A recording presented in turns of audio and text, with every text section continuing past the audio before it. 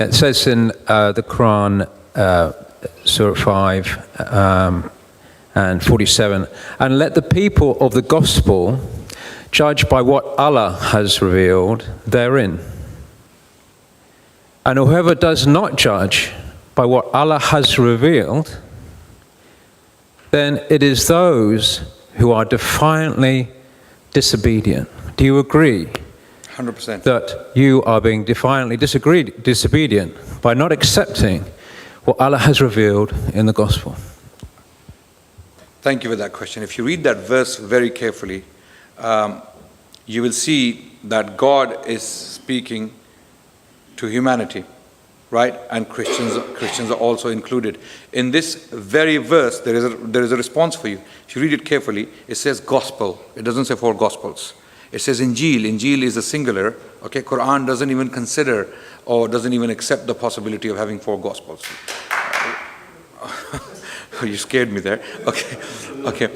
So the Quran doesn't even accept the possibility of a plurality of gospels. It's one gospel, the original gospel.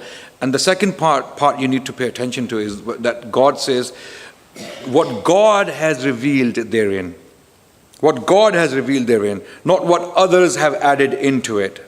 So gospels are versions of men like allegedly, if we accept the attribution, Luke, Mark, Matthew, and John.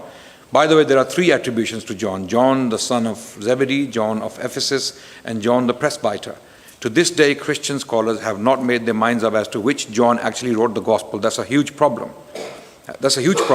Okay? So, the Quran is not talking about these four gospels. The Quran is saying the original gospel, Injil, the good news, which actually means good news, that was given to Jesus Christ. So that's what the Quran is talking about. So we believe that there are elements of truth in the four gospels. Without a shadow of doubt, we as Muslims wholeheartedly, firmly believe that there are elements of truth in the gospels, in the four gospels. How do we know what is true? We use the Quran as our criteria. Quran is called Al-Furqan. For example, if the Quran agrees with a statement within the gospels, we accept it wholeheartedly.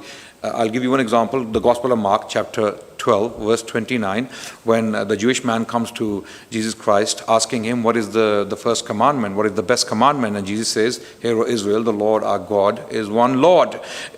Directly, a verse in the Quran, we find a direct verse in this regard where God tells us, وَقَالَ الْمَسِيحُ يَا بَنِي إِسْرَائِيلُ اُعْبُدُوا اللَّهَ رَبِّي وَرَبَّكُمْ. Jesus said, "O the children of Israel, worship one God, my God and your God." Basically, exactly the same thing. Okay, we accept that this is a true statement. Mary Magdalene, when Jesus said, "I am ascending on to my Father and to your Father, to my God, to your God," we accept that wholeheartedly. Other passages where Jesus is talking about the importance of law, importance of following an ethical code, we wholeheartedly accept that Jesus said these things, may have said, because they agree with the Quranic revelation. So we believe Quran is from God. Either Quran is not true or it is true. And if it's true, then there is a lot of thinking for the Christians to do. Thank you very much.